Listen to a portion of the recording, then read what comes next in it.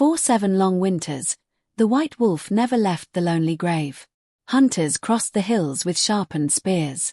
Shepherds tried leaving meat beside the weathered stone. Curious children watched from distant trees, whispering stories they barely understood. Yet the great creature accepted nothing from human hands. If anyone came too close, it disappeared into the forest without making a sound, only to return before sunrise and curl itself beside the grave once more. The villagers eventually stopped asking why. Some believed the wolf guarded buried treasure. Others claimed an ancient curse slept beneath the hill. The oldest people simply lowered their voices whenever the grave was mentioned. There are promises, they would quietly say, that even time cannot break. Then, on the first morning of autumn's golden season, everything changed. A young woman climbed the familiar path carrying a small bundle of wildflowers gathered before dawn. The wolf did not run. It stood. It looked into her eyes. And for the first time in 7 years, it bowed its head. What secret had tied the wildest creature in the kingdom to an ordinary woman's grave? Why had it waited all these years for this one quiet girl? And why, far beyond the distant mountains, were the royal wolves suddenly leaving their hidden forests and racing toward the same forgotten hill before winter swallowed the land? The answers had been buried for nearly 20 years. Now the kingdom itself was about to remember. The kingdom of Eldor welcomed autumn the way an old friend welcomed a traveler home. Golden leaves drifted across narrow village roads. Smoke curled lazily from stone chimneys. Farmers stacked fresh hay beneath wooden shelters while children laughed through fields where the last sunflowers still stretched toward the fading warmth of the afternoon. Nestled between rolling hills and the edge of Blackwood Forest stood the small village of Ashbrook. Few people beyond its borders even knew it existed. That was exactly how its people preferred it. Life moved gently there. Every face was familiar. Every celebration belonged to everyone. Every loss was shared. Among those quiet villagers lived a young woman named Elara. She was 23 years old, with chestnut hair that refused to stay neatly braided and calm grey eyes that seemed to notice every small sorrow others overlooked. She was not wealthy. She owned no jewels. No noble blood filled her veins, at least as far as anyone knew. Her hands carried tiny scars from years of gathering herbs, chopping wood, and helping the village healer treat anyone too poor to pay. People trusted her because kindness seemed as natural to her as breathing. If an elderly neighbor needed firewood, Elara quietly delivered it before sunrise. If a hungry child wandered the streets pretending not to be hungry, fresh bread somehow appeared outside their door. She never waited for thanks. Her mother had taught her that goodness should travel like the wind, seen only by the lives it gently touched. That lesson had stayed with Elara long after her mother was gone. Every year, on the first day of autumn, she followed the same path beyond the village. She gathered white lilies from the stream where her mother once collected healing flowers. She picked blue mountain asters from the hillside. Then she climbed the winding trail toward the old cemetery resting beneath enormous oak trees, whose branches had watched over generations. No one accompanied her. This journey belonged only to the two of them. The cemetery was older than Ashbrook itself. Time had softened many of its names until rain and moss hid them forever. Yet one grave always remained clean. Someone, or perhaps something, kept the weeds from growing there. Even after storms. Even after harsh winters. Even after months without visitors. The villagers noticed. They simply never spoke about it. Elara reached the familiar stone just as morning sunlight slipped through the branches overhead. She smiled softly. "Good morning, Mother." Her voice barely disturbed the peaceful silence. She knelt and carefully placed the flowers before the weathered marker. The inscription had become difficult to read over the years. Myra. Beloved Mother. May peace walk beside you always.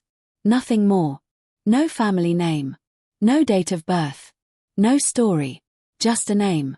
When Elara was little, she used to ask why her mother's grave looked different from the others. Her grandfather had always smiled sadly. Because your mother never wanted to be remembered for titles. What did she want? For kindness. As a child, that answer had satisfied her. As an adult, it only created more questions. She brushed fallen leaves away from the stone with gentle fingers. "I've been helping old Mrs. Rowan again," she whispered. "Her knees still ache whenever rain is coming." A tiny breeze carried the scent of pine through the cemetery. "I finally repaired the roof over our shed." She smiled faintly. It only took 3 tries. She laughed quietly to herself. Talking to someone who could no longer answer had once felt strange. Now it felt comforting. Like keeping a promise. When she finished arranging the flowers, she noticed something unusual. The birds had stopped singing. Not one chirped. Not one fluttered. Even the wind seemed to pause. An odd stillness settled over the hill. Elara slowly looked around. Nothing. Only trees. Golden leaves. Shadows stretching across the earth. Then, a single white paw appeared behind the gravestone. Her breath caught. The animal stepped into view with calm, deliberate movements. It was enormous. Larger than any wolf she had ever imagined. Its thick white fur shimmered beneath the autumn sunlight like fresh snow beneath moonlight. Old scars crossed one shoulder, telling silent stories of battles long forgotten. Its eyes. They were unlike anything she had ever seen. Not blue. Not grey. Silver. Bright enough to reflect the sky itself. Every instinct told Elara to run. Instead, she remained perfectly still. The wolf looked at her. She looked back. Neither moved. Long moments passed. The forest held its breath. The great animal slowly walked toward her. One careful step. Then another.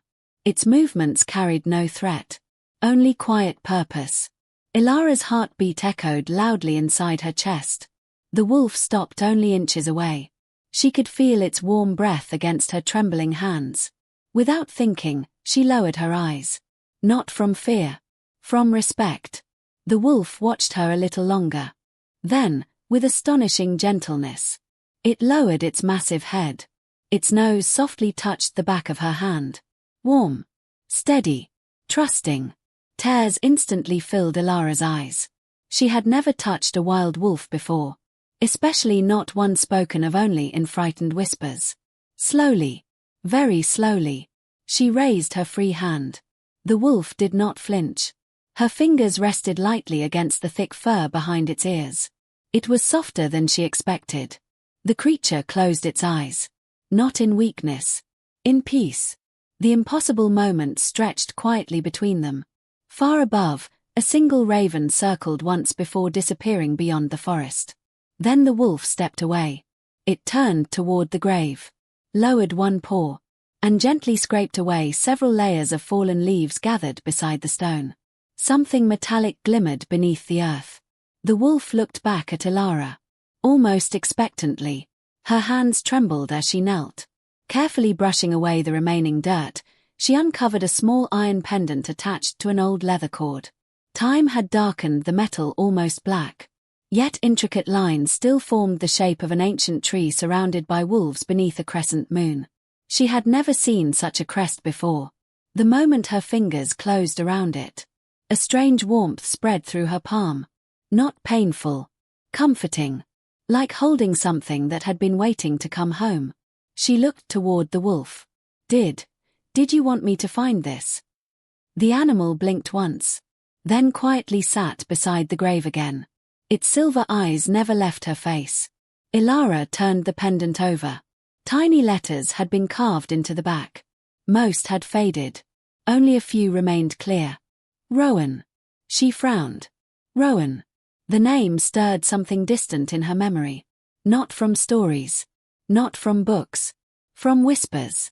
Whenever village elders spoke about forgotten noble families, they always lowered their voices before mentioning House Rowan. Some claimed they had vanished. Others insisted every member had died before Elara was born. No one ever explained why. She slipped the pendant into her pocket. The air suddenly changed. A cold wind swept across the hill. The wolf's ears lifted. Its calm expression disappeared. For the first time. It looked uneasy. Its nose lifted toward the southern road. It inhaled deeply. Then another scent reached Elara. Smoke. Not from cooking fires. Too thick. Too bitter.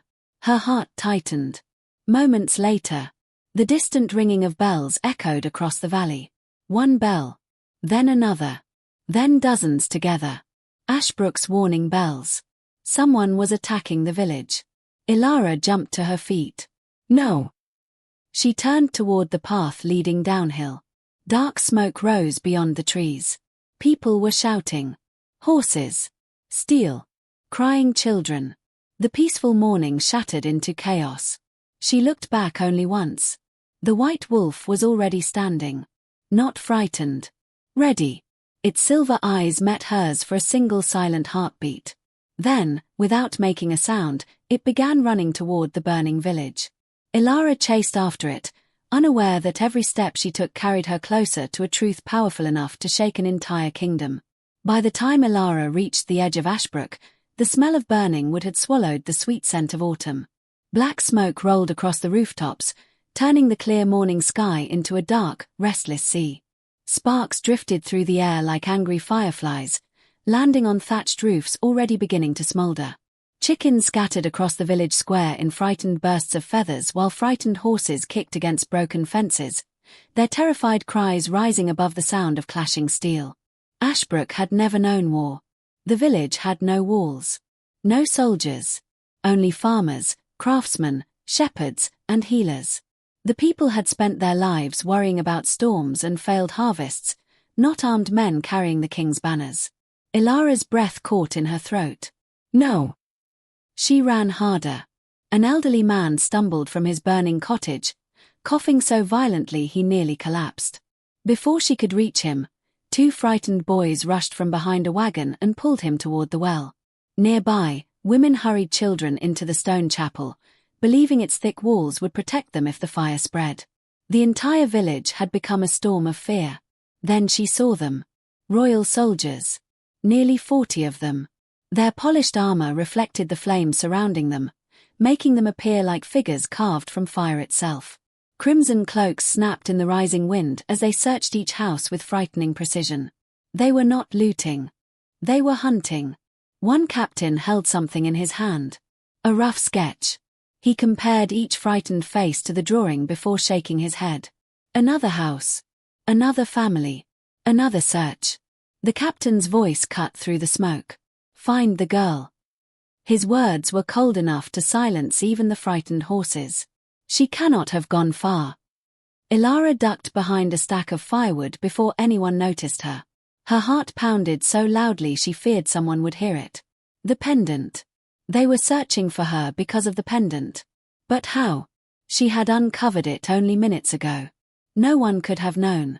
Unless someone had always been watching the grave. A heavy boot crunched across broken branches nearby. She pressed herself against the rough woodpile. 2 soldiers walked past. Lord Malrek said she's only a village healer. Then why send 40 men? The older soldier glanced around carefully before lowering his voice. You've served long enough to know better than asking questions. But if she's just a common girl. She isn't. The younger man fell silent. After several uneasy moments he whispered. They say she carries something that should have stayed buried. The older soldier's face hardened. Forget what you've heard. And the wolf? At that question both men stopped walking. The older soldier slowly looked toward Blackwood Forest. They say it has returned. The younger man's face lost all color. I thought those stories were only meant to frighten children. So did everyone else. Neither man spoke again. They continued toward the village square. Elara remained frozen. Returned. The word echoed inside her mind. The wolf had not simply wandered into the cemetery. It had come back. Back to somewhere it already knew. Suddenly, a familiar howl drifted across the burning fields. It wasn't loud. It wasn't angry. It was clear. Steady. Almost calling. Every soldier stopped moving. Every head turned toward the sound. The white wolf stepped calmly from between 2 rows of oak trees. It did not bare its teeth. It did not crouch to attack. Instead, it simply stood. Tall. Silent. Its silver eyes moved across the soldiers one by one. The village itself seemed to fall quiet. Even the crackling fire sounded distant. The captain slowly drew his sword. "Kill it." No one moved.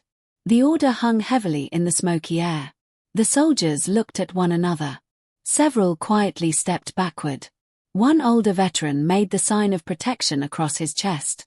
Another lowered his spear entirely. The captain shouted louder. "I gave an order." Still, no one attacked. Something about the wolf reached beyond ordinary fear. Its calmness unsettled them far more than violence ever could. The animal looked almost ancient, as though kingdoms had risen and fallen beneath those patient silver eyes. The captain finally lost his patience. With an angry cry, he charged alone. His sword flashed beneath the autumn sun. Elara gasped. The wolf never moved. The blade came within inches. Then, the captain's horse suddenly screamed. It reared onto its hind legs with such force that the rider was thrown violently onto the ground. His sword spun across the dirt. Before anyone could react, the white wolf calmly walked forward. Not toward the fallen man. Past him. Its great paws made almost no sound. It simply continued walking. Toward the forest. After several steps it paused. Looked back. Straight at Elara's hiding place. Waiting. She understood immediately. It wasn't fleeing. It was showing her the way. The captain struggled back onto his knees. After them. This time the soldiers obeyed. Fear or not, they dared not ignore a direct command twice. Elara sprang from behind the woodpile and ran. Branches whipped against her arms as she crossed the edge of Blackwood Forest. Behind her came shouting. Boots. Armor. Dogs released from their chains. The hunt had begun. The forest swallowed her almost instantly. Towering pines blocked much of the sunlight, turning the afternoon into a world of cool shadows and shifting green light. Roots twisted across the ground like sleeping serpents. Moss softened every stone. The white wolf remained only a few steps ahead, never running so fast that she lost sight of it. Every now and then it glanced back, making sure she still followed. Elara's lungs burned. She had never run so hard. The pendant bounced against her chest beneath her cloak. Far behind them came the barking of hunting hounds. Closer. Much closer. The wolf suddenly stopped. Its ears turned toward the sound. Then it veered sharply off the narrow trail. Elara followed without hesitation. Within moments they reached what looked like an enormous wall of thorn-covered bushes. There was no path. No opening. The wolf disappeared straight into them. Elara stared in disbelief. Then she noticed a narrow gap hidden beneath tangled branches. She squeezed through. The branches closed naturally behind her. Only seconds later the soldiers thundered past on the main trail. Their dogs barked wildly. Yet none turned toward the hidden passage. The scent had vanished. Elara remained perfectly still, hardly daring to breathe. One hound stopped. Sniffed the air. Whined softly. Its ears flattened. Instead of entering the hidden passage, it backed away. The hunters cursed and pulled their dogs onward. Eventually, their voices faded into the distance. Only then did Elara release the breath she had been holding. The wolf was already walking deeper into the hidden valley beyond the thorns. She followed. The world seemed different here. Older. Untouched. Massive trees stretched toward the sky, their trunks so wide that 5 grown men could not have wrapped their arms around them. Crystal streams flowed silently over smooth white stones. Tiny blue flowers carpeted the forest floor. Even the air felt different. Cooler. Cleaner. Almost sacred. Birds that had disappeared from the outer forest sang here without fear. A family of deer watched quietly from between the trees before disappearing without panic. No predators' scent lingered here. Only peace. Hours passed as the hidden valley slowly climbed toward higher ground. The sun drifted lower behind the mountains. Long golden beams filtered through the branches, bathing everything in soft amber light. At last the wolf stopped. Before them stood ancient stone steps nearly swallowed by vines. Elara slowly climbed. Each step carried strange carvings worn smooth by centuries of rain. Wolves. Trees. Stars. Crescent moons. The same symbols carved upon the pendant. At the top waited a forgotten sanctuary. Not a castle. Not a temple. Something older. Stone circles surrounded weathered statues that time had nearly erased. Towering pillars leaned beneath blankets of moss. Nature had gently reclaimed every wall. Yet despite the centuries, one statue remained almost untouched. Elara walked toward it. Her heartbeat slowed. It showed a queen standing beneath the full moon. Around her sat 5 enormous white wolves. Not as servants. Not as pets. As guardians. The queen rested one hand upon the largest wolf's head. Her face had been worn by countless winters. Most details had disappeared. Yet enough remained.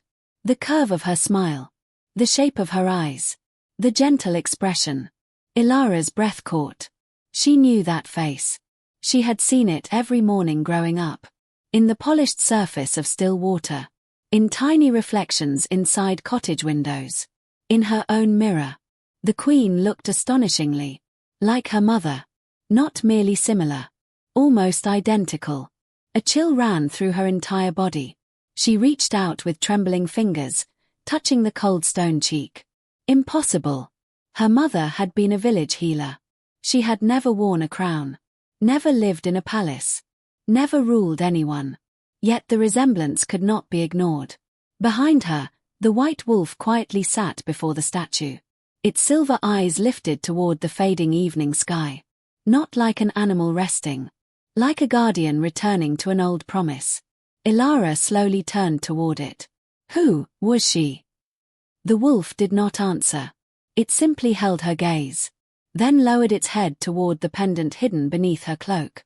As the last rays of sunlight disappeared beyond the mountains, the ancient sanctuary seemed to awaken. A cold wind whispered through broken pillars. Somewhere deep beneath the ruins. Something heavy moved. And neither Elara nor the silent white wolf realized they were no longer alone. Night settled over the forgotten sanctuary as gently as fresh snow covering an old path. The last traces of daylight slipped behind the western mountains, leaving only a silver ribbon of moonlight flowing through the broken pillars. Ancient stones, worn smooth by countless winters, glowed faintly beneath the pale light. Moss-covered walls seemed almost alive, breathing with memories too old for any living soul to remember. Elara stood motionless before the weathered statue. The queen's face still haunted her thoughts. The resemblance was impossible to dismiss. Every gentle curve, every quiet expression, reminded her of the woman whose hands had once braided her hair before bedtime and gathered herbs beneath the morning sun. Her mother had never spoken of queens. She had never mentioned castles. Never once hinted that another life had existed before Ashbrook. The questions multiplied faster than the answers. She reached into her cloak and slowly removed the iron pendant. Moonlight touched the ancient metal. Something changed. The faded carving of the great tree seemed brighter than before, as though tiny silver veins had awakened beneath centuries of rust. A cool breeze circled through the sanctuary. The white wolf lifted its head immediately. Its ears turned toward the northern ruins. It listened. Not to the wind. To something hidden beneath it. Elara heard nothing. Then, a soft tapping echoed across the stones. Tap. Pause. Tap, tap. Someone was walking with a wooden staff. The sound grew closer. Out from the shadows emerged an old man wrapped in a long grey cloak patched so many times that no two pieces of cloth matched. His silver beard reached almost to his waist, while his weathered hands rested gently upon a smooth ashwood staff polished by decades of use. His eyes. They were clouded completely white. Blind. Yet he walked through the ruins without hesitation, never once stumbling over broken stones or creeping vines. The white wolf neither growled nor stepped forward. Instead, it slowly lowered its head. Not in submission. In respect. The old man smiled. I wondered how much longer you would make me wait, old friend. His voice was soft, carrying the warmth of someone who had spent a lifetime speaking more to forests than to people. The wolf quietly approached him. For the first time since Elara had met the great creature, it showed unmistakable affection. It gently pressed its forehead against the old man's shoulder. His wrinkled fingers disappeared into the thick white fur. I know, he whispered. I've missed you too. Elara watched in silence. The old man turned toward her without opening his sightless eyes. So? A gentle smile crossed his face. The child has finally returned. Elara blinked. You know me. I knew your mother. The words landed like stones dropped into still water. Every question inside Elara rushed forward at once. You knew my mother. I did. Who was she? Why is that wolf guarding her grave? What is this pendant? The old man chuckled quietly. One question at a time, child. He slowly walked toward the statue of the queen. His fingertips lightly brushed its weathered surface. I have waited many years for this evening. Elara followed. My name is Cedric. I have served as keeper of the moon sanctuary since before your mother was born. His expression softened. And before my eyes forgot the light. He knelt before a small stone altar hidden beneath ivy. Without looking, he reached beneath it and removed a tiny clay lamp. The white wolf nudged a bundle of dry moss toward him. Cedric smiled again. You still remember. He struck flint against stone. Moments later a warm golden flame danced inside the lamp. The gentle light pushed back the shadows, revealing carvings Elara had not noticed before. Dozens of wolves. Hundreds of stars. An enormous tree spreading its branches across an entire kingdom. Cedric motioned for her to sit. You carry the crest of House Rowan. Elara looked down at the pendant. I've heard the name. Only whispers. That is all that remains. Cedric sighed. Whispers are often all tyrants fail to erase. The fire crackled softly between them. The House of Rowan was once the heart of Eldor. They were not remembered because they conquered kingdoms. They were remembered because they protected them. Their rulers believed crowns were responsibilities, not rewards. The forests flourished. The rivers remained clean. No child slept hungry while Rowan ruled. Elara listened without breathing. What happened? Cedric's smile disappeared. Greed. The single word echoed through the sanctuary. It always begins with greed. He slowly reached toward another carving. It showed wolves standing beside men and women wearing simple crowns woven from branches rather than gold. The royal bloodline shared an ancient bond with the moon guardians. Elara glanced toward the white wolf. The wolves. Cedric nodded. Not ordinary wolves. They chose only hearts untouched by pride. They served no king. They obeyed no queen. They protected balance. They remained only while rulers remembered compassion. And if they forgot, the wolves walked away. Silence settled between them. Cedric finally turned toward the white guardian. This one was their greatest protector. Elara stared. How old is he? Cedric laughed softly. I stopped counting long ago. The answer only deepened the mystery. The old keeper reached toward the wolf-scarred shoulder. This brave soul has buried 3 generations of kings. He has watched kingdoms bloom. And watched them burn. The wolf quietly closed its eyes beneath the old man's hand.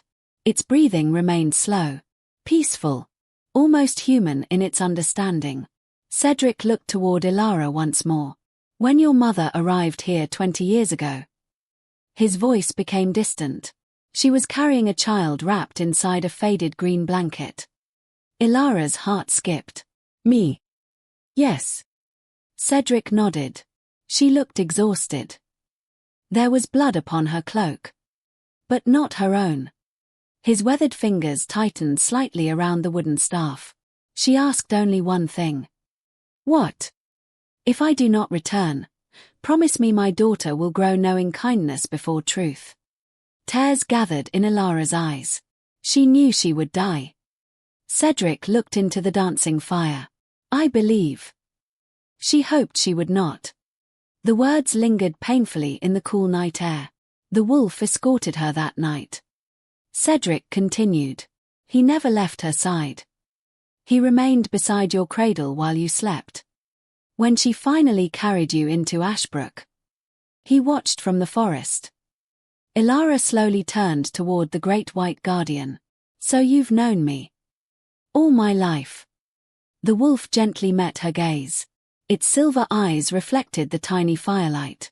For a brief moment, she no longer saw a wild animal. She saw an old promise, one faithfully kept.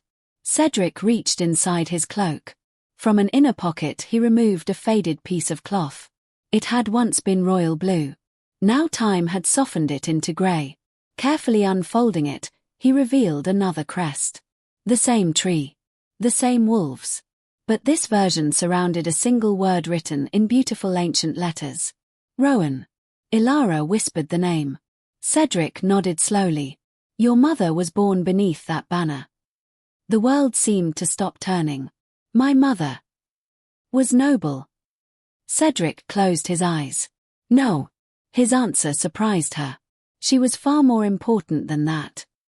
Before Elara could ask another question, the white wolf suddenly stood. Its entire body stiffened. Its ears pointed toward the eastern woods. A low rumble vibrated deep inside its chest. Not anger. Warning. Cedric's peaceful expression disappeared instantly. He extinguished the lamp with one quick motion. Darkness rushed back across the sanctuary. What is it? Elara whispered. The old man slowly lifted his head. They found us. Almost immediately, the forest answered. Branches snapped. Leaves rustled. Metal clinked softly against metal. Not one soldier. Many. Dozens.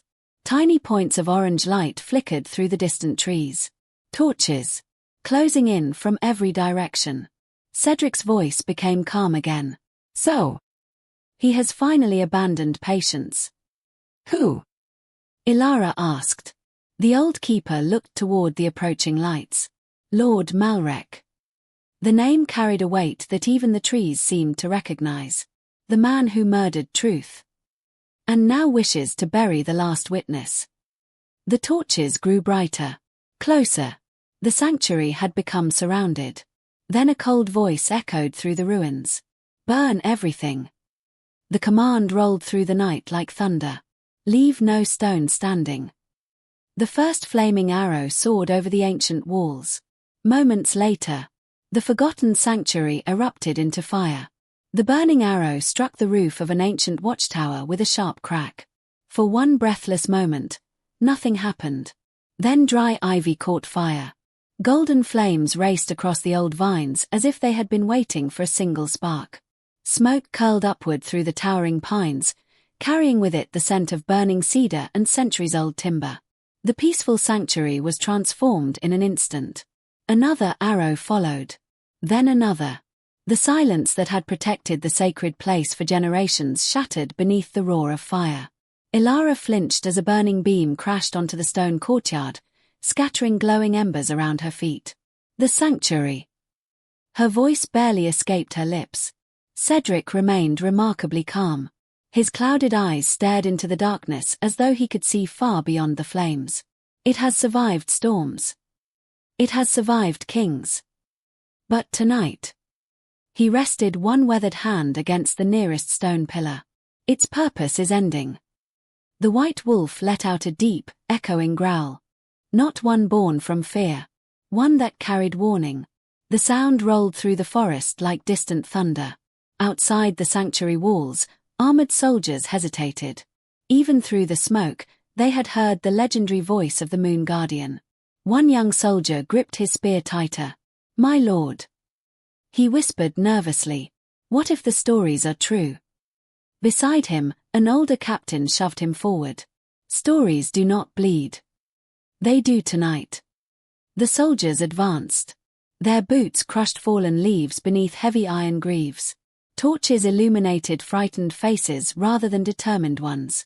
Many had heard stories of the sanctuary since childhood. Few had ever believed it truly existed. Now they wished they had remained ignorant. Hidden among the trees stood Lord Malrek himself. He wore black armor trimmed with silver, polished until it reflected the flames surrounding him. A heavy crimson cloak rested across broad shoulders that had never known honest labor. His face was handsome in the coldest possible way. Every feature looked carefully controlled. every expression measured. His pale grey eyes held neither anger nor excitement. Only calculation. The burning sanctuary meant nothing to him. It was simply another obstacle disappearing. He watched the smoke rise toward the stars. So. His voice remained almost conversational.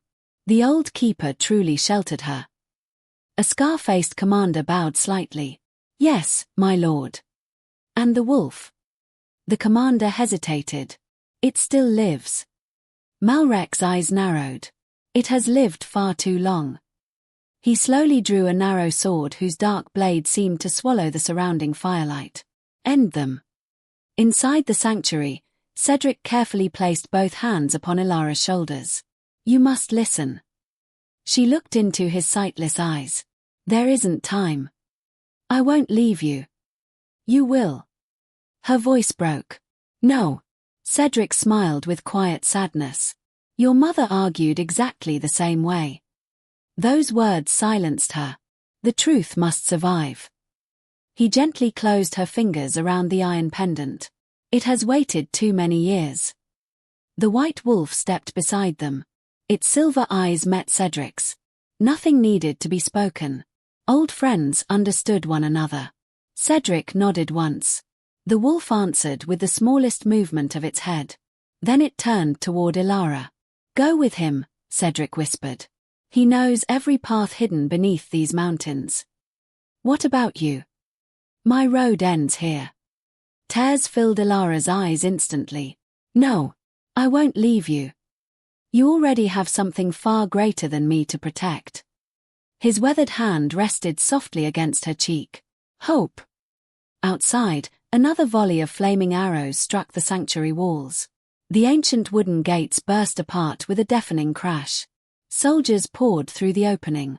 The white wolf stepped forward. Moonlight caught its snow-white fur as it stood alone between the invaders and the sanctuary's heart. The soldiers stopped instinctively. No command had been given. No spell had been cast. Something older than fear rooted them where they stood. The enormous wolf looked from one face to another. Its calm silver eyes seemed almost disappointed. One frightened archer raised his bow. His hands shook violently. The arrow slipped from trembling fingers before he could release it. Another soldier quietly lowered his sword. I can't. He whispered. It isn't right. The captain struck the man's helmet with the flat of his blade. Move. Still. Several soldiers refused. Lord Malrek walked calmly through their ranks. Without warning, he snatched a spear from one of his own men. If your courage fails, he said coldly, borrow mine. With astonishing force, he hurled the spear. It flew straight toward the white wolf. Elara gasped. The wolf twisted. The spear grazed its shoulder instead of piercing its heart. Bright crimson stained the white fur. For the first time, the guardian bled. A heavy silence fell across the battlefield. The wolf looked down at the wound, then slowly lifted its eyes toward Malrek. Not hatred. Recognition. The two had met before. Long ago. Malrek's expression hardened. So you remember. The wolf answered with a low growl that echoed through the burning ruins. The sound sent birds exploding from distant treetops. Hidden wolves answered from deep within Blackwood Forest. One howl. Then another. Then dozens. The entire forest awakened. Panic spread through the soldiers. They're coming. Hold the line. Back. Branches shook throughout the darkness. Silver eyes appeared between the trees. Not one pair. Many. Wolves. Large. Wild. Silent. They emerged without charging. Without attacking. Simply watching. Waiting. The Moon Guardian stood before them all. An ancient king among his own kind. Lord Malrek's jaw tightened. Shoot every one of them. Arrows darkened the sky. The wolves scattered with breathtaking speed. Not one arrow found its mark. The forest itself seemed determined to protect them. Cedric turned toward Elara. Now. The white wolf barked once. A single sharp command. Instantly, the waiting wolves disappeared into the trees, drawing hundreds of soldiers after them. The battlefield dissolved into chaos. Men shouted conflicting orders. Dogs broke loose from their handlers. Horses panicked. Smoke hid everything. This way. Cedric lifted a loose stone beside the altar. Beneath it lay a narrow staircase disappearing into darkness. I never knew. Elara whispered. No one alive does. Cedric smiled faintly. That was the idea. The staircase descended deep beneath the sanctuary. Cold air drifted upward, carrying the scent of damp stone and ancient earth. The white wolf nudged Elara gently toward the opening. She hesitated. I can't leave you. Cedric's smile grew warmer. When your mother left this sanctuary, he said quietly, she believed one day you would return. He reached inside his cloak one final time. From it he removed a tiny wooden carving. A wolf no larger than Elara's palm. Years of careful handling had polished it smooth. She made this while waiting for you to be born. Elara stared at it through tears. I've kept it ever since. He placed it gently into her hand. For the nights when you forget how brave you truly are.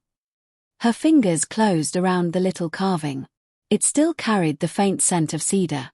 For one brief heartbeat, it felt as though her mother's hands had touched her own. A tremendous crash shook the sanctuary. One of the burning towers collapsed. Stone shattered across the courtyard. The flames spread even faster. Cedric stepped backward toward the altar. There is one last thing. Elara looked at him. The truth is not protected by swords. He smiled. It survives inside people willing to carry it. The white wolf gave another quiet nudge. Time had run out. Elara threw her arms around the old keeper. His embrace was gentle. Steady. Like a grandfather saying goodbye to someone he loved. When she finally stepped away, tears blurred her vision. She descended the hidden staircase. The white wolf followed. Cedric remained above. Alone. As the stone door slowly closed, Elara caught one last glimpse of him standing calmly before the ancient altar while firelight danced around his grey cloak. Then darkness swallowed the passage. Deep underground, the narrow tunnel twisted beneath the mountain. Water dripped steadily from the ceiling. Their footsteps echoed softly through the ancient stone. Behind them, a distant explosion shook the earth. Dust drifted from the ceiling. Elara stopped walking. No. Her whisper disappeared into the darkness. The sanctuary had fallen. Cedric was gone. The white wolf stood silently beside her. Its wounded shoulder continued to bleed, darkening its beautiful white fur. Without thinking, Elara tore a strip from her cloak. Hold still. The great guardian lowered itself onto the cold stone floor. Carefully, she cleaned the wound with water dripping from the tunnel walls. The cut was deep, but not fatal.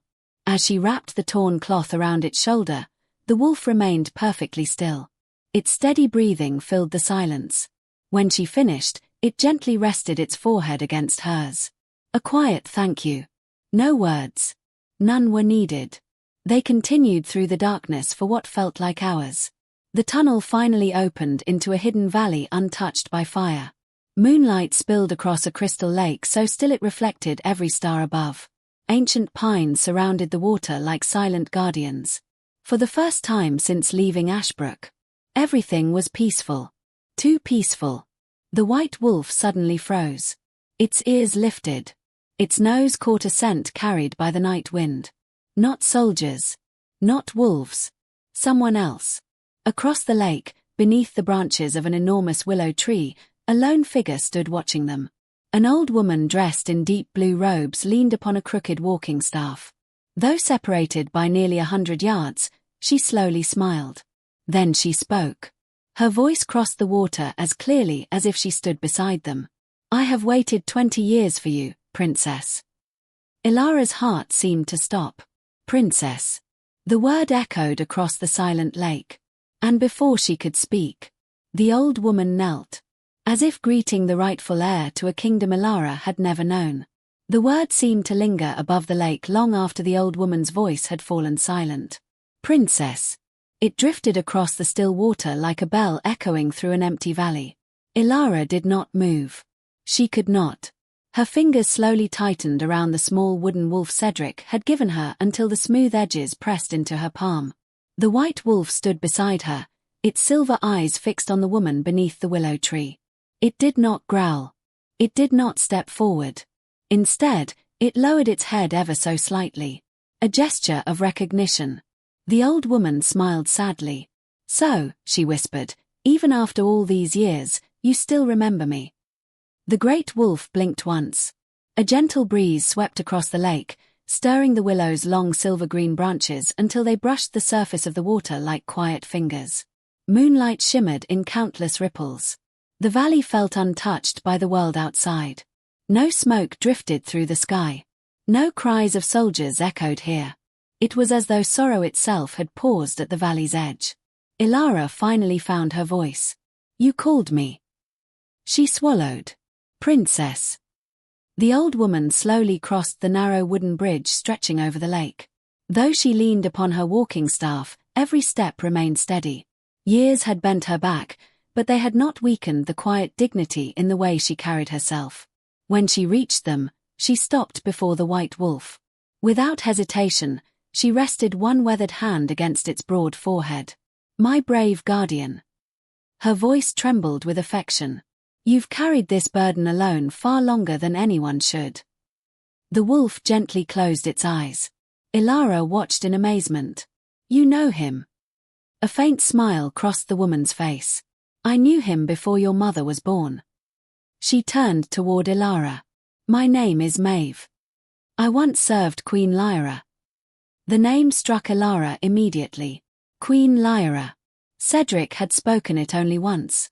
Her grandmother. A woman she had never known existed. Maeve studied Elara's face carefully. For several quiet moments she simply looked at her. Then tears slowly filled the old woman's eyes. "You have your mother's smile."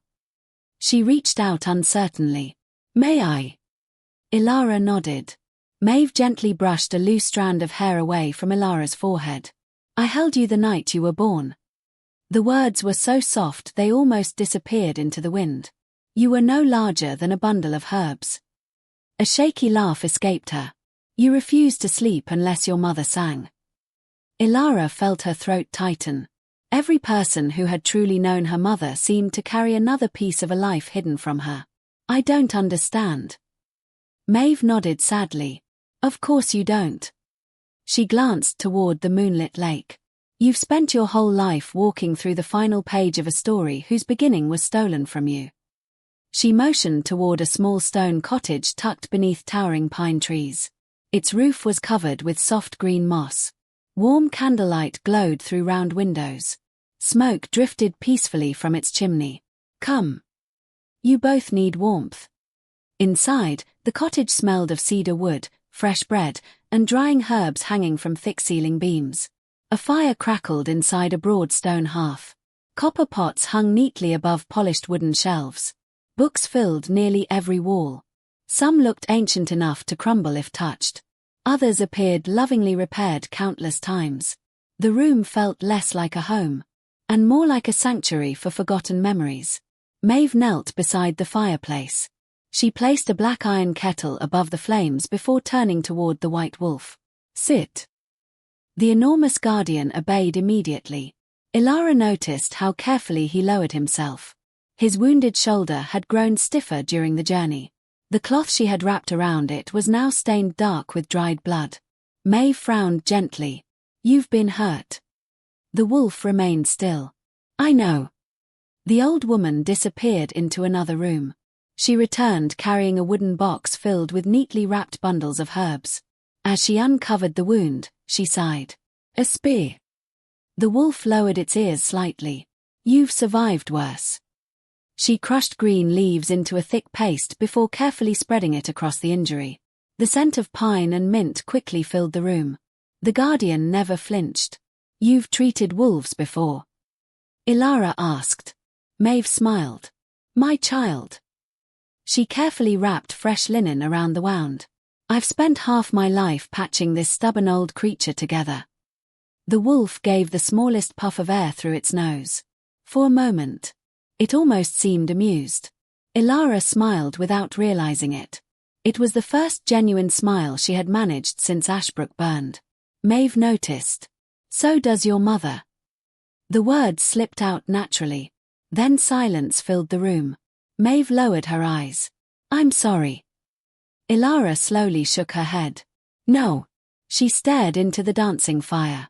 "I like hearing people speak about her. They make her feel." She searched for the right word. "Closer." Maeve quietly poured warm herbal tea into 3 clay cups. One she placed before Elara. Another beside herself. The third she set near the white wolf. The guardian lowered its nose politely toward the steaming cup before looking back at Maeve. She laughed softly. "I know. You never liked tea." Instead she disappeared once more and returned carrying fresh venison wrapped in leaves. The wolf accepted it gently from her hands. Not greedily. Gratefully. Elara watched the scene with growing wonder. This wasn't an animal being fed. It looked more like 2 old friends sharing a quiet meal after years apart. When everyone had settled, Maeve finally looked toward Elara. "There are truths you deserve to know." The fire popped softly. Outside, rain began tapping against the cottage roof. "Your mother was not born Myra." Elara looked up immediately. "Her real name," Maeve whispered, "was Lady Evelyn Rowan." The name settled heavily between them. She was the only daughter of Queen Lyra. Elara's heartbeat quickened. "And my father?"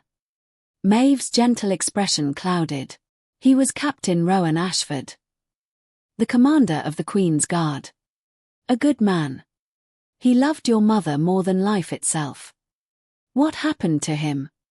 Maeve closed her eyes briefly. "He died protecting both of you." Silence followed. The rain outside grew stronger. Each drop seemed to mark another piece of a life Elara had never known. Maeve continued.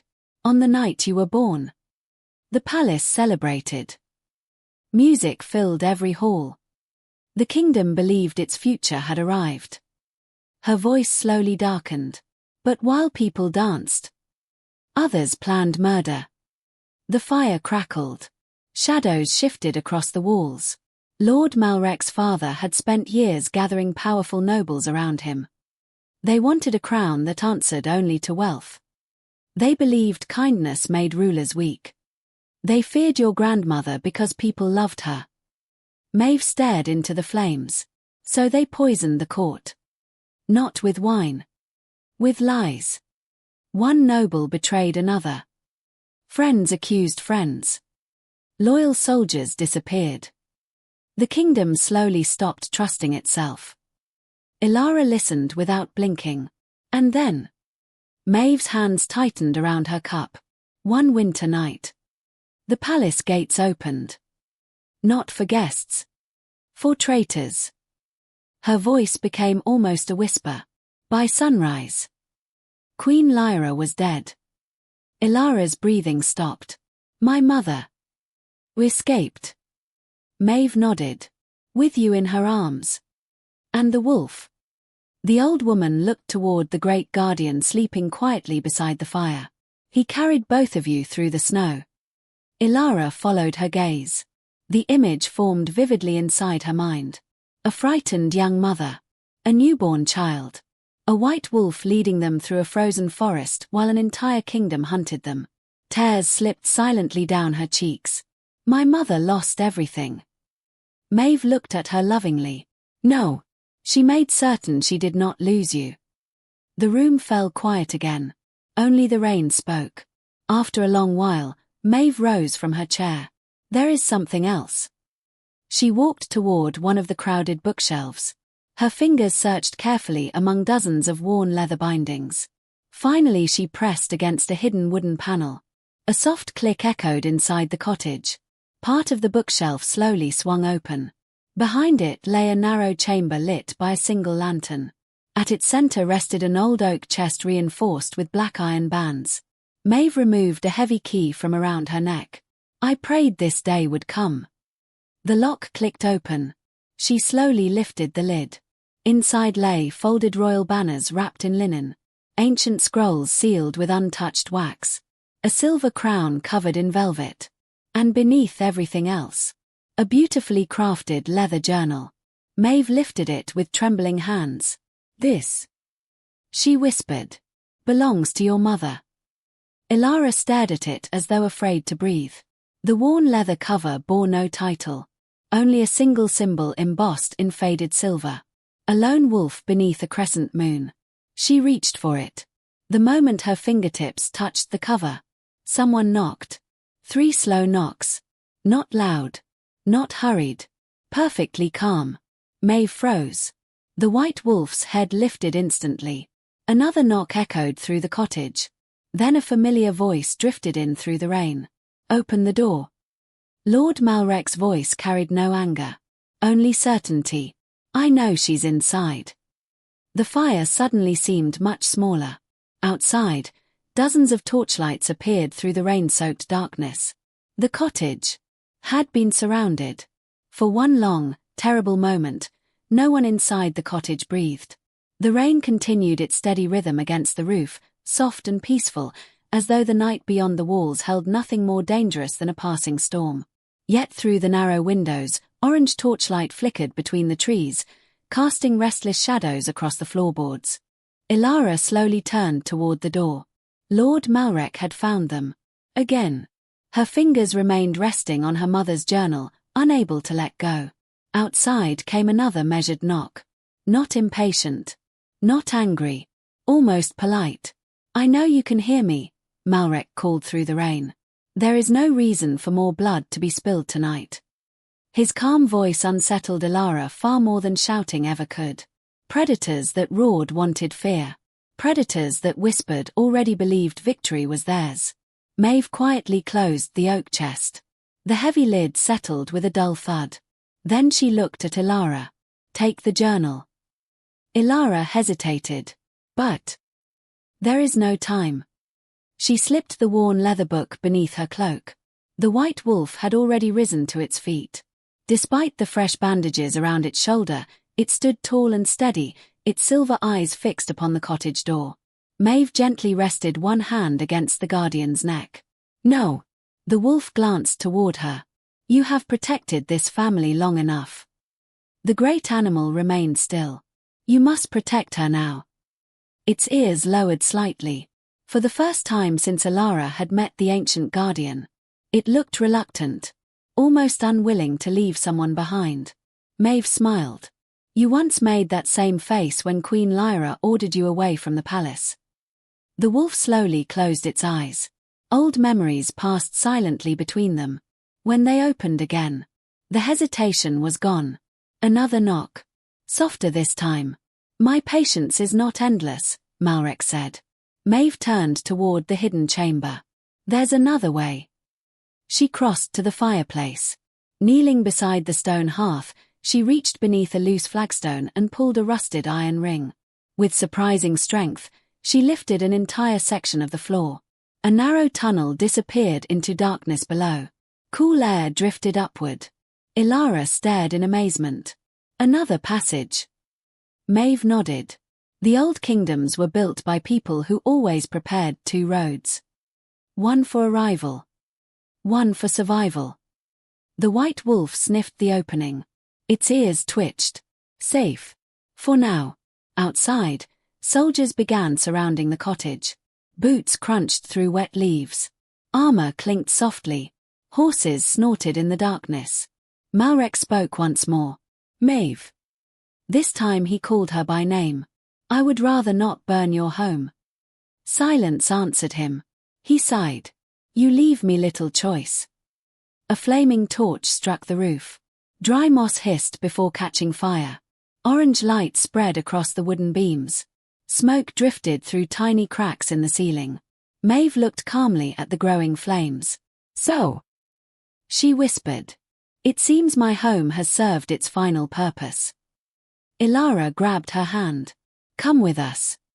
The old woman smiled warmly. "Oh, child. My legs no longer belong in long journeys. I won't leave you." Maeve gently squeezed her fingers. "Your mother once said exactly those words." Tears filled Elara's eyes. "I couldn't save her." "You were never meant to." Maeve stepped closer. But you can finish what she began. The white wolf nudged Elara toward the tunnel. She refused to move. No. I've already lost Cedric. I won't lose you too. Maeve brushed away a tear from Elara's cheek. Listen to me. Her voice remained gentle. But listen well. The kingdom does not need another martyr. It needs someone brave enough to keep walking. Outside came the sharp command. Break the door. Wood splintered beneath heavy blows. Smoke thickened. The fire spread across the roof with frightening speed. Maeve reached beneath her robes and removed a small silver ring. Its design matched the crest on the pendant. She slipped it onto Elara's finger. It belonged to your grandmother. The ring fit perfectly. As long as that ring remains with you. Our family still walks this world. The door groaned again. Crack. Another heavy strike. The hinges bent inward. Maeve leaned forward and kissed Elara's forehead. Be kinder than those who hate you. Be stronger than those who fear you. And never mistake revenge for justice. The words settled deep inside Elara's heart. The white wolf let out a quiet rumble. Time had run out. At last. Elara stepped backward toward the tunnel. Her eyes never left Maeve. I'll come back. Maeve smiled. I know. She lowered the trapdoor behind them. Darkness swallowed the passage. Only the faint glow of a lantern fixed to the tunnel wall guided their way. Above them, the cottage door exploded inward. Shouting echoed through the floor. Search every room. Elara instinctively stopped. The white wolf gently nudged her shoulder. Forward. They hurried through the narrow passage. Behind them came muffled voices. Furniture overturned. Glass shattered. Then, Malrek himself spoke. So. His voice carried faintly through the stone. You've grown old. Maeve answered calmly. So have you. A brief silence followed. I admire your loyalty. Malrek sounded almost sincere. It has cost everyone around you. It was never loyalty. Maeve replied. It was love. Another pause. Then Malrek laughed quietly. Love has never won kingdoms. No, Maeve answered. But it always outlives those who steal them. Elara slowed. She wanted to hear. Needed to hear. The white wolf stopped beside her. Its ears tilted backward. Listening. Malrek's voice became colder. Where is she? I have no answer for men who already know the question. A sharp slap echoed through the tunnel. Elara flinched. Tell me where she went. Silence. Then Maeve quietly laughed. You still don't understand. What? You've spent 20 years chasing a child. While never realizing. The kingdom has been waiting for her. Malrek's patience finally broke. Enough. A chair crashed. More shouting followed. Soldiers searched every corner of the cottage. One voice called out. My lord. We found a hidden room. Another answered. The chest is empty. Heavy footsteps. Then silence. Elara's heart pounded. He knew. Malrek had discovered the secret chamber.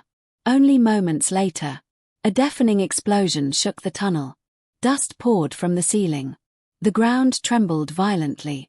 The white wolf pushed Elara beneath a stone arch as rocks rained down around them. The tunnel groaned. Behind them, the passage collapsed completely. Smoke billowed through the cracks. The cottage was gone. Elara stared at the wall of fallen stone blocking the way back. No. Her whisper broke into a sob. She pressed trembling hands against the cold rocks. Maeve. No answer came. Only silence. The white wolf slowly walked beside her. Without making a sound, it lowered its great head against her shoulder. Its warm breath touched her cheek. For the first time since her childhood, Elara allowed herself to cry. Not loudly. Not dramatically. The tears simply came. They fell onto the stone floor one by one as grief quietly emptied itself from her heart. She had lost Ashbrook. She had lost Cedric. Now Maeve. Everyone who knew the truth seemed to disappear the moment they shared it with her. For several minutes neither of them moved. Eventually the wolf stepped away. It looked deeper into the tunnel. Then back at Elara. Its silver eyes held the same quiet determination they always had. Keep going. She wiped her tears with the sleeve of her cloak. Slowly. She stood. I understand. Her voice was hoarse. They gave everything. So I could keep walking. The wolf blinked once.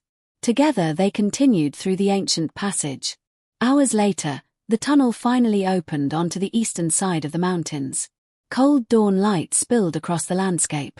The first rays of morning painted distant peaks in soft shades of gold and rose. Before them stretched an enormous valley unlike anything Elara had ever seen. Ancient stone roads wound through fields of silver grass.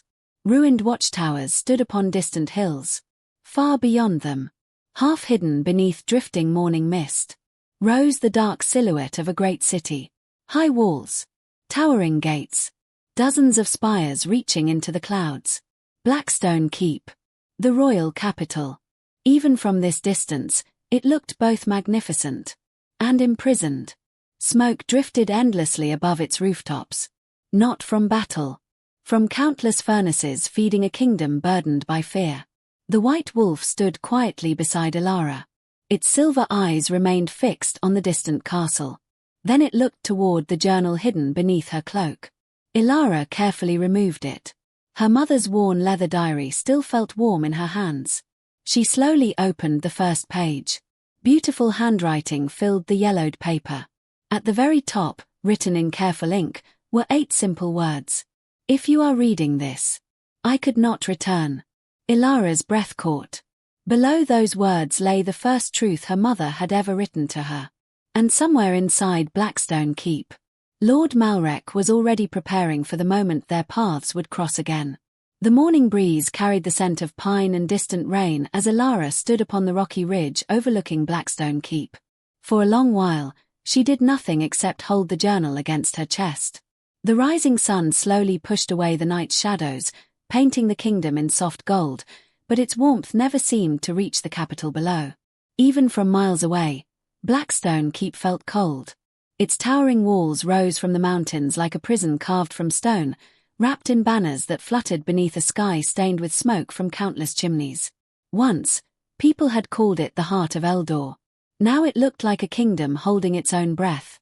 The white wolf quietly sat beside her. Its wounded shoulder had stiffened overnight, yet it refused to show weakness.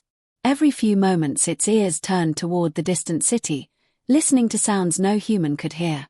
Elara lowered herself onto a smooth boulder beneath an old pine tree. With careful hands, she opened the journal.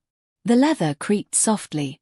Inside, the pages had yellowed with age, but her mother's handwriting remained graceful and steady. The first words blurred behind tears. My dearest daughter.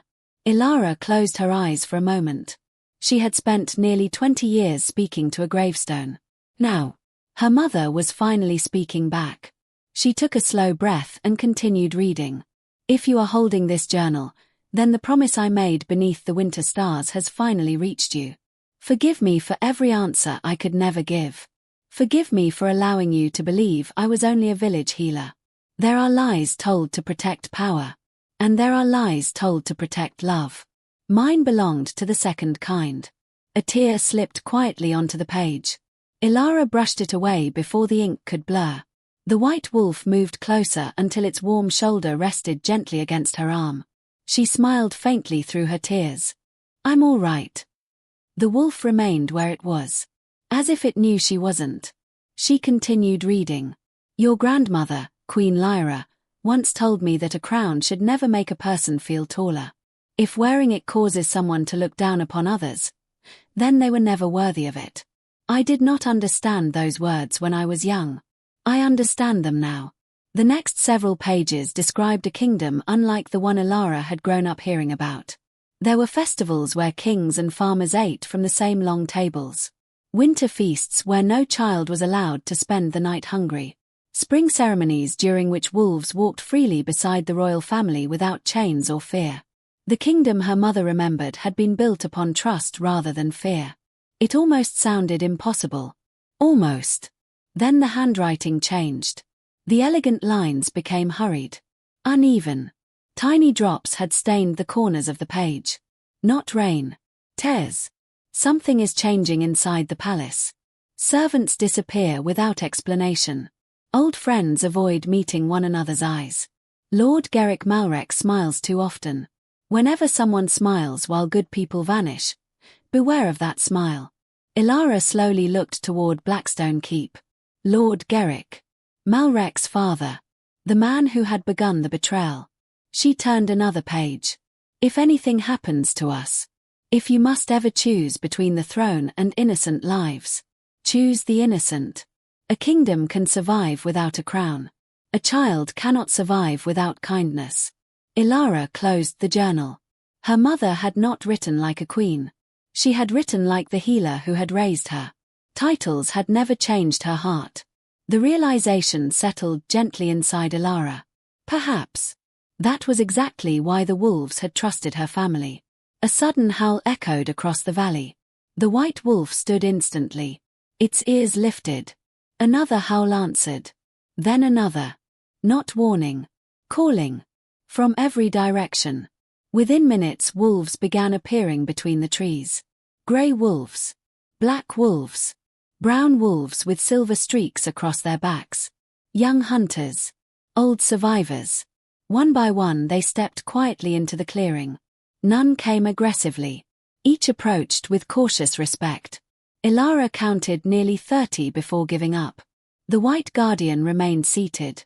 He never barked. Never growled. His simple presence guided them all. One young wolf, barely grown, cautiously approached Elara. Its golden eyes studied her. It stopped only a few feet away. Then slowly, it lowered its head. Another followed. Then another. Soon every wolf in the clearing stood with lowered heads. Elara looked at the White Guardian. They're greeting you. She shook her head. No.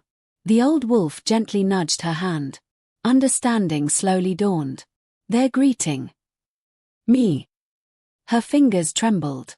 She carefully reached toward the nearest young wolf. It did not move away.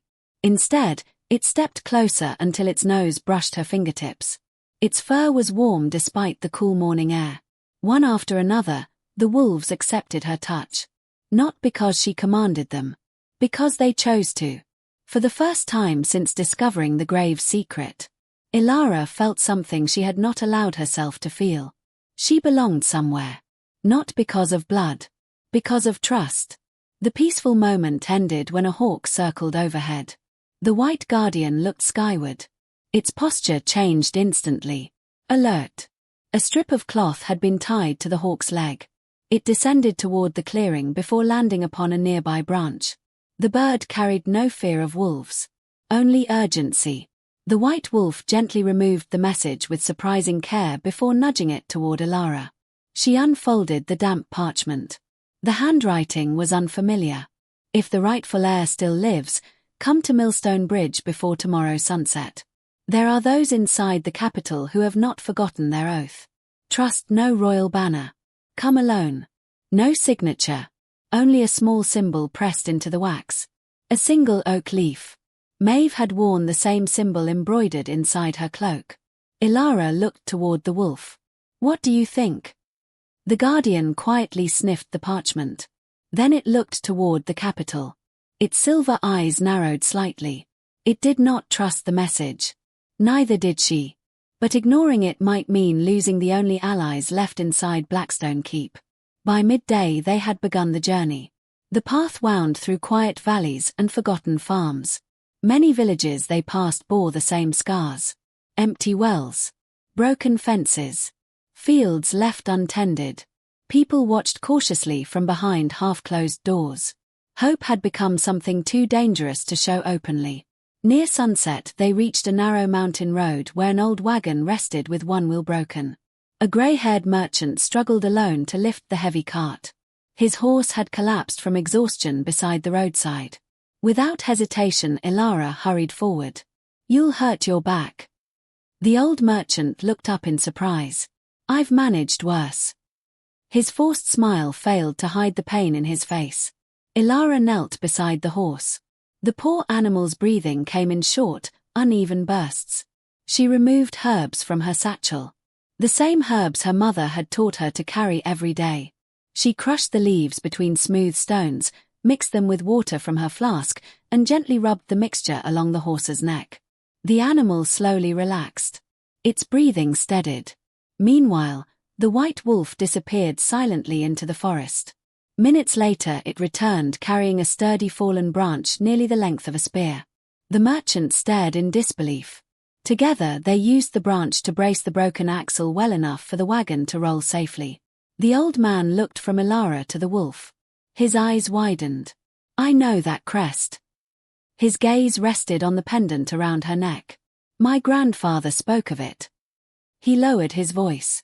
"They said the wolves would return before the rightful ruler." He slowly removed a wrapped bundle from beneath the wagon seat.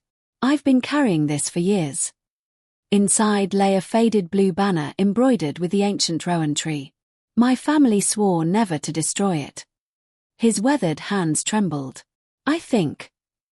He smiled through moist eyes. "It has finally found its owner." Elara accepted the folded banner with both hands. She had expected suspicion.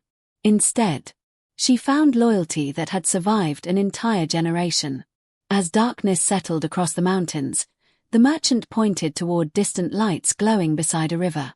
"Millstone Bridge." He looked at her carefully. "Be cautious. There are honest men inside the capital. But there are more frightened ones." Elara thanked him before continuing. The bridge came into view beneath the rising moon. Old stone arches stretched across a fast-moving river whose waters reflected the stars above. No travelers crossed. No wagons waited. Everything appeared deserted. Too deserted. The white wolf stopped walking. Its ears flattened. Its nose caught something hidden beneath the scent of flowing water. Steel. Oil. Fresh horses. An ambush. Before Elara could react, a dozen armored figures stepped silently from beneath the bridge.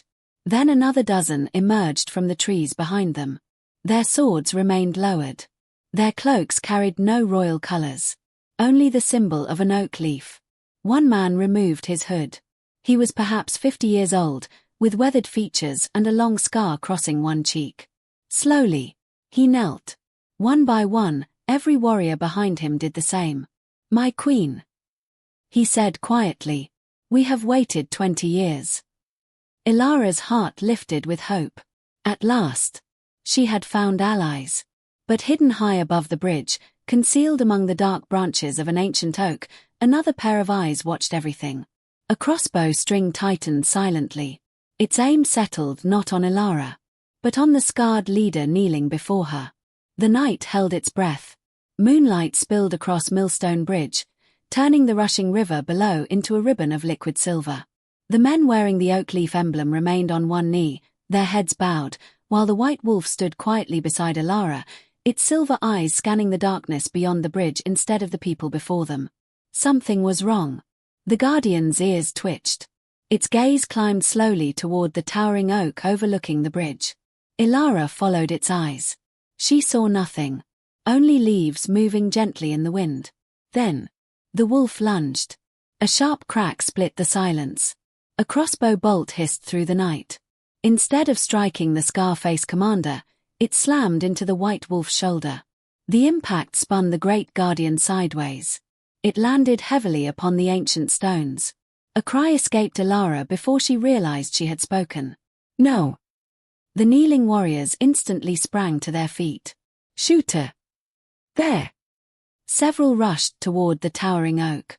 A hooded assassin dropped from the branches with astonishing speed. He landed upon the bridge, rolled once across the stone, and sprinted toward the darkness. Two loyalists chased him. Neither caught him. Before disappearing into the forest, the assassin turned only once. Moonlight briefly illuminated his face. A long scar crossed his left eyebrow. His cold grey eyes held no fear. Only satisfaction. He had not come to kill Elara. He had come to send a message. Lord Malrek already knew where she was. Elara dropped beside the wounded wolf. Blood spread across the fresh bandages from Maeve's careful work. The bolt had lodged deep beneath the shoulder blade. The guardian's breathing became heavier. Still, it never whimpered. Its silver eyes remained fixed upon Elara as though comforting her instead. The scar-faced commander knelt beside them. "My queen." Elara looked up sharply. "I'm not your queen." He offered a respectful bow. "Not yet." He carefully examined the wound. "We must move. There will be more." As if answering his words, distant hunting horns echoed through the valley. One. Then another. Then three together. The sound carried for miles. The commander stood immediately. "They're closing the roads." Elara looked around. "How?" "No one knew we were coming." The commander's face darkened. "Someone betrayed us." The realization settled over the group like winter frost. The message. The meeting. The ambush. Someone inside their own network had spoken. Without wasting another moment, the loyalists formed a protective circle around Elara.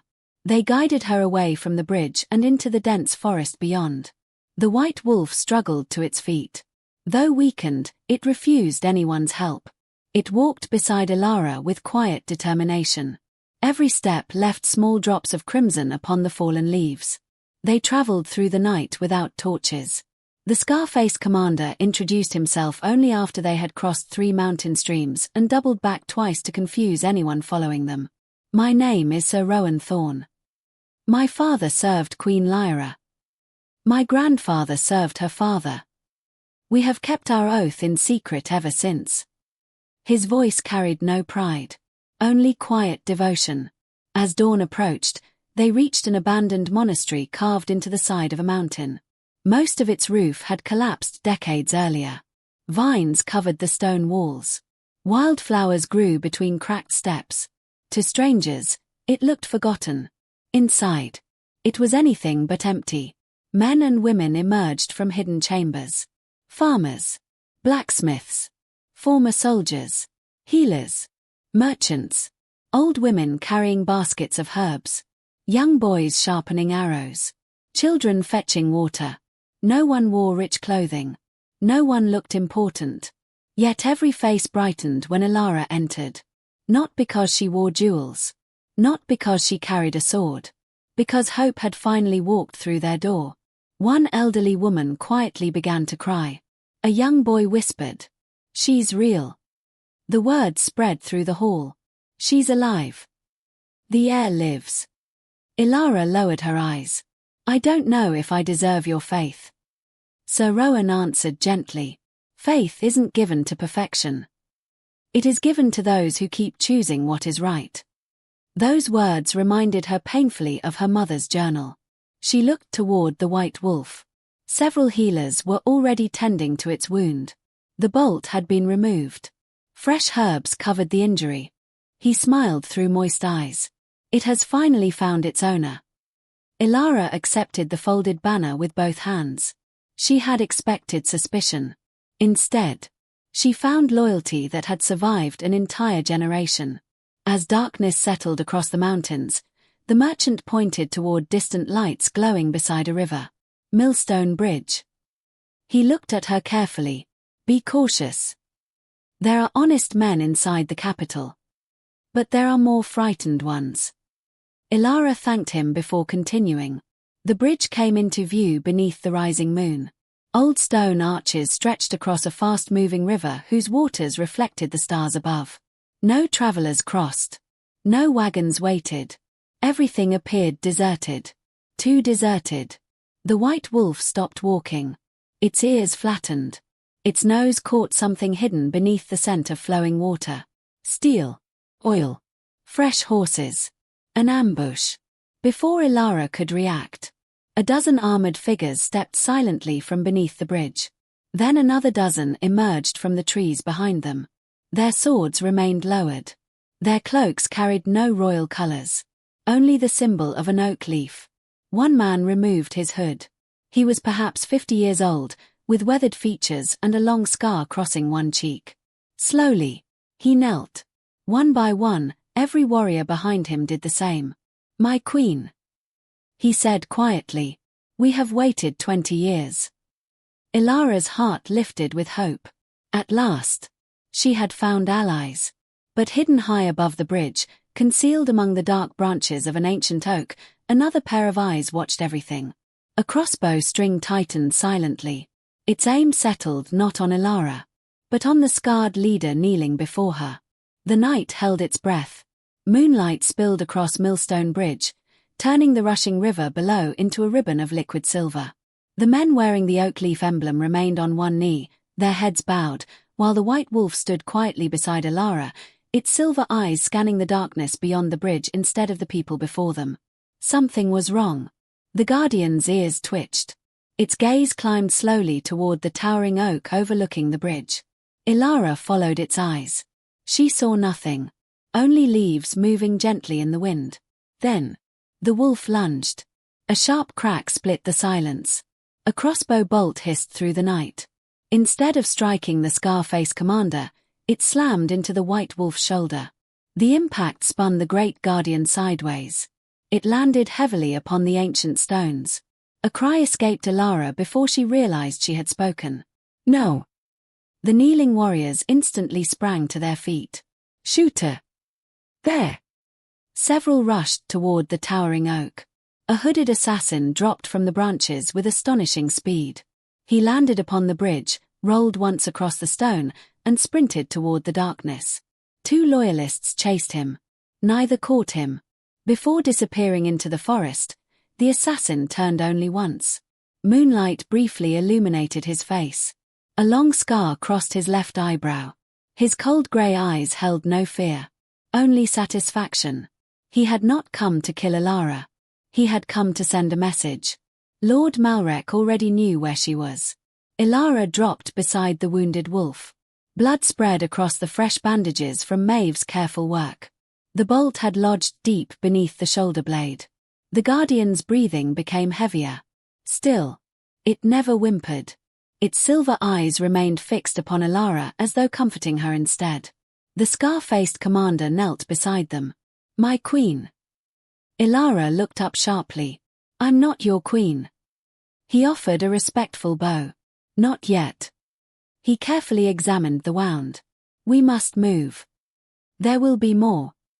As if answering his words, distant hunting horns echoed through the valley. 1, then another, then 3 together. The sound carried for miles. The commander stood immediately. "They're closing the roads." Elara looked around. "How?" "No one knew we were coming." The commander's face darkened. "Someone betrayed us." The realization settled over the group like winter frost. The message, the meeting, the ambush. Someone inside their own network had spoken. Without wasting another moment, the loyalists formed a protective circle around Elara. They guided her away from the bridge and into the dense forest beyond. The white wolf struggled to its feet. Though weakened, it refused anyone's help. It walked beside Elara with quiet determination. Every step left small drops of crimson upon the fallen leaves. They traveled through the night without torches. The Scarface commander introduced himself only after they had crossed 3 mountain streams and doubled back twice to confuse anyone following them. "My name is Sir Rowan Thorne. My father served Queen Lyra. My grandfather served her father. We have kept our oath in secret ever since." His voice carried no pride, only quiet devotion.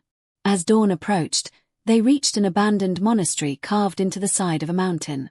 Most of its roof had collapsed decades earlier. Vines covered the stone walls. Wildflowers grew between cracked steps. To strangers, it looked forgotten. Inside, it was anything but empty. Men and women emerged from hidden chambers. Farmers, blacksmiths, former soldiers, healers, merchants, old women carrying baskets of herbs, young boys sharpening arrows, children fetching water. No one wore rich clothing. No one looked important. Yet every face brightened when Elara entered. Not because she wore jewels. Not because she carried a sword. Because hope had finally walked through their door. One elderly woman quietly began to cry. A young boy whispered, "She's real."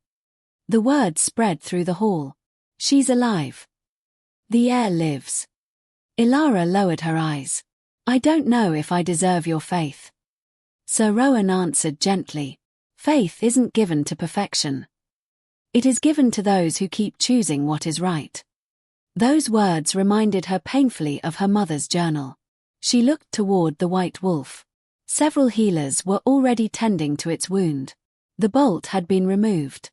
Fresh herbs covered the injury. The guardian lay peacefully despite the pain.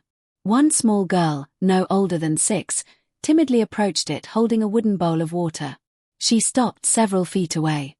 The wolf opened one eye. Instead of frightening her, it slowly lowered its great head until she could place the bowl beside its nose. The little girl smiled. So gentle. The wolf gently drank before nudging the empty bowl back toward her. Soft laughter filled the room. For a brief moment, the kingdom remembered what peace felt like. That peace lasted less than a day. Just before sunset, a scout raced into the monastery. "They're coming." His breathing came in desperate gasps. "Malrek has gathered nearly the entire royal guard." "How many?" Sir Rowan asked. "More than 2,000. Silence swept through the hall. Against such numbers, they could never win by force. Elara slowly stood. "No." Every eye turned toward her. "I won't allow innocent people to die defending me." Sir Rowan frowned. "They'll kill you." "Perhaps." She looked around the crowded hall. "But if I hide while others suffer, then everything my mother sacrificed becomes meaningless." No one answered. They simply watched her. She reached into her cloak and removed the journal. Then the iron pendant. Then the silver ring. "My family never ruled because they wanted power. They ruled because they accepted responsibility." She lifted her eyes. "So will I." The next morning, word spread across Eldor faster than the wind itself. Not through royal messengers. Through ordinary people. Millers whispered while grinding grain. Shepherds carried stories across the hills. Merchants repeated the news in every marketplace. The rightful heir would stand before the king. Not with an army. With the truth. By noon, thousands of people had begun walking toward Blackstone Keep. Farmers left their fields. Blacksmiths closed their workshops. Fishermen pulled their boats ashore. Women carried children upon their shoulders. Old men leaned upon walking sticks yet refused to remain behind. They came not to fight. They came to witness. When Elara reached the capital, she expected soldiers waiting with drawn swords. Instead, she found silence.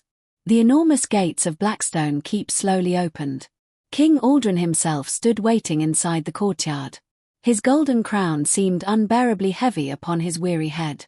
Years of regret lined his face. Beside him stood Lord Malrek. Perfectly calm. Perfectly confident. "You've caused quite a journey." Malrek smiled faintly. Elara stepped forward. "I came to finish one." The courtyard filled with nobles, guards, and ordinary citizens. Sir Rowan placed the ancient records recovered from beneath the sanctuary before the king. One by one, the sealed documents were opened. Queen Lyra's final decree. Royal birth records. The testimony of surviving witnesses. Letters bearing seals impossible to forge. The truth unfolded slowly. Painfully. Like dawn breaking after the longest night. Faces changed. Whispers spread. One noble quietly removed the chain bearing Malrek's family crest. Another stepped away from him entirely. King Aldrin read every page himself. When he finished, his hands trembled. He looked toward Malrek. "Is any of this false?" For the first time, Lord Malrek did not answer immediately. His smile disappeared. Finally he spoke. The kingdom needed strength. King Aldrin's eyes filled with disappointment. "So you murdered kindness?" Malrek's expression hardened. "Kindness never built empires." "No," a familiar voice answered. "But it builds people." Every head turned. The white wolf slowly entered the courtyard. The crowd parted without being asked. Its shoulder remained bandaged. Its gait was slower than before. Yet every step carried quiet dignity. It walked directly to King Aldrin. Then, before the eyes of the entire kingdom, it knelt. One by one, dozens of wolves emerged through the open palace gates. Grey wolves, black wolves, young wolves, old wolves. They surrounded the courtyard in complete silence. Every single one lowered its head toward Elara. No command had summoned them. No chain restrained them. Choice alone had brought them there. A murmur spread through the crowd. The Moon Guardians. They've returned. King Aldrin slowly removed his crown. He looked at Elara with tears shining in tired eyes. I spent too many years believing fear could keep peace. He stepped down from the throne. Forgive an old king. Elara gently shook her head. Justice doesn't begin with revenge. It begins with truth. Royal guards quietly surrounded Lord Malrek. This time, none obeyed him. He reached for his sword. No one drew theirs. He looked around desperately. The power he had gathered through fear dissolved in complete silence. He had finally become what he had made everyone else feel for years. Alone. Lord Malrek was judged publicly according to the oldest laws of Eldor. Every crime was spoken aloud. Every victim was remembered. No innocent blood was spilled in anger. Justice belonged to the law once more. King Aldrin abdicated the throne, admitting before the kingdom that his silence had allowed darkness to grow. When the council offered Elara the crown, she remained quiet for a long time. Finally she accepted. Not because she desired to rule. Because she refused to let another child grow up beneath fear. Seasons passed. Forests once marked for destruction became protected lands. Heavy taxes disappeared. Villages rebuilt together. Travelers once again crossed the kingdom without fear. The old alliance between people and wolves slowly returned, not through magic, but through trust. Children laughed whenever distant howls echoed through the evening hills. They no longer sounded frightening. They sounded like home. Every autumn, no matter how busy the kingdom became, Queen Elara climbed the same winding hill above Ashbrook carrying fresh white lilies and blue mountain asters. She never traveled with soldiers. Only one quiet companion. The great white wolf, older now, moved more slowly than before. Silver had begun to replace the last traces of snow-white fur around its muzzle. Together they stopped before the weathered gravestone. Elara knelt. She placed the flowers gently upon the earth. I kept your promise, mother. The wind stirred softly through the old oak branches. Golden leaves drifted down around them. The white wolf settled beside the grave exactly where it had rested for 7 long years before she had found it. Only now, it no longer guarded a hidden secret. Its promise had finally been fulfilled. As the evening sun slipped beyond the distant mountains, the kingdom below glowed with warm lights instead of smoke. Peace had returned to Eldor. Not because a crown had changed hands, but because one mother's love had survived long enough to change the heart of an entire kingdom.